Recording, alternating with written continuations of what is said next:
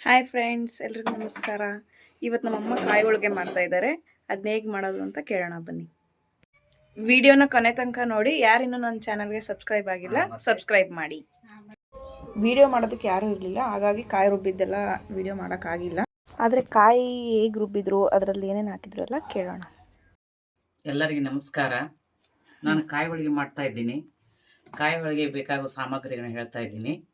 ಮೊದಲು ಕಾಯನ್ನು ಹಣ್ಣಗಾಯಿರಬೇಕು, ಚೆನ್ನಾಗಿ ತುರಿದುಕೊಳ್ಬೇಕು. ತುರಿದುಕೊಂಡು ನಂತರ ಅದಕ್ಕೆ ಏಲಕ್ಕಿ, ಲವಂಗ, ಕಸಕಸಿಯನ್ನು ಹಾಕಿ ಚೆನ್ನಾಗಿ ರುಬ್ಬಿಕೊಳ್ಳಬೇಕು.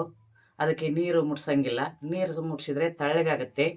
ಹಾಗಾಗಿ ಚೆನ್ನಾಗಿ ರುಬ್ಕೊಂಡು ಬೆಲ್ಲದ ಪಾಕಕ್ಕೆ ಇಡಬೇಕು. ಬೆಲ್ಲನೂ ಅಷ್ಟೇ, ಅದಕ್ಕೆ ನೀರು ಹಾಕಬಾರ್ದು, ತಳ್ಳಗೆ ಆಗಿ ಉಂಡೆ ಕಟ್ಟಕ್ಕೆ ಬರಲ್ಲ. ಇದನ್ನೆಲ್ಲ ಪಾಕ ಮಾಡ್ಕೊಂಡ್ಬಿಟ್ಟು ಚೆನ್ನಾಗಿ ಹದ ಬರೋವರೆಗೂ ಅದನ್ನು ಮಾಗಿಸ್ಬೇಕು. ಮಾಗಿಸಿದ ನಂತರ ಗೋಧಿ ಹಿಟ್ಟಾಗಲಿ ಅಥವಾ ಮೈದಾ ಹಿಟ್ಟಿನಲ್ಲಿ ಮಾಡ್ಬೋದು. ನಾವು ಯಾಕಂದರೆ ಗೋಧಿ ಹಿಟ್ಟಲ್ಲಿ ಮಾಡ್ತೀವಿ, ಆರೋಗ್ಯಕ್ಕೆ ಒಳ್ಳೆಯದು. ಮೈದಾ ಹಿಟ್ಟು ಬಳಸಂಗಿಲ್ಲ. ಮೈದಾ ಹಿಟ್ಟು ಬಳಸಿದ್ರು ಕೂಡ ದಂಡಿ ದಿಪ್ಪ ಆಗ್ತಾವವು, ತಿನ್ನೋಕ್ಕೆ ಸರಿಯಾಗಲ್ಲ. ಹಿಂಗಾಗಿ ನಾನು ಗೋಧಿ ಹಿಟ್ಟಲ್ಲೇ ಮಾಡ್ತಾ ಇದ್ದೀನಿ. ಇದು 1 ತಿಂಗಳವರೆಗೆ ಇಟ್ಟರು ಏನೂ ಆಗೋದಿಲ್ಲ. ಚಿಕ್ಕ ಮಕ್ಕಳು ತಿನ್ಬೋದು, ಅಜ್ಜಂದಿರು ತಿನ್ಬೋದು, ದೊಡ್ಡವ್ರು ತಿನ್ಬೋದು. ಅದೇ ಕಾಯಿ ಹೋಳಿಗೆಗಿಂತ ಬೇಳೆ ಹೋಳಿಗೆ ಮಾಡಿದರೆ 2 ದಿವಸದಲ್ಲಿ ಹಳಿಸಿ ಹೋಗ್ತೈತಿ. ಅದು ಸ್ವಲ್ಪ ತಳ್ಳಗೆ ಆದರೂ ಪುಟಾಣಿ ಹಿಟ್ಟು ಅಂತೀವಿ ನಮ್ಮ ಕಡೆ, ಬಿಜಾಪುರ ಸೈಡು. ಇಲ್ಲಿ ಎಲ್ಲರೂ ಕಡಲೆ ಹಿಟ್ಟು ಅಂತಾರೆ. ಕಡಲೆ ಹಿಟ್ಟು ಹಾಕಿ ಒಂದು ಸ್ವಲ್ಪ ಮಾಗಿಸಿದ್ರೆ ತುಂಬ ಚೆನ್ನಾಗಿರುತ್ತೆ, ಗಟ್ಟಿ ಬರುತ್ತೆ. ಆವಾಗ ಹೋಳಿಗೆನೂ ಚೆನ್ನಾಗಿ ಆಗ್ತವೆ. ಈಗ ಹೋಳಿಗೆ ಮಾಡಿ ತೋರಿಸ್ತೀನಿ ನೋಡ್ರಿ.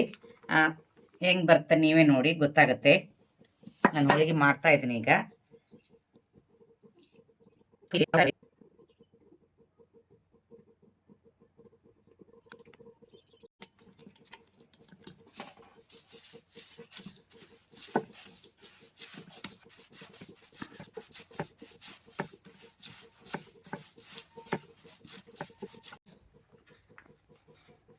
ಮಾಡಂತಾರೆ ಅದಲ್ಲ,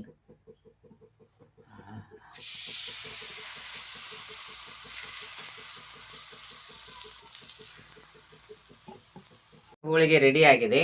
ನಾನು ತಿಂದ್ಬಿಟ್ಟು ಹೇಳ್ತೀನಿ ಹೆಂಗಾಗಿದೆ ಅಂಥೇಳಿ. ವಾ, ತುಂಬ ಚೆನ್ನಾಗಿದೆ, ಸೂಪರ್ ಆಗಿದೆ.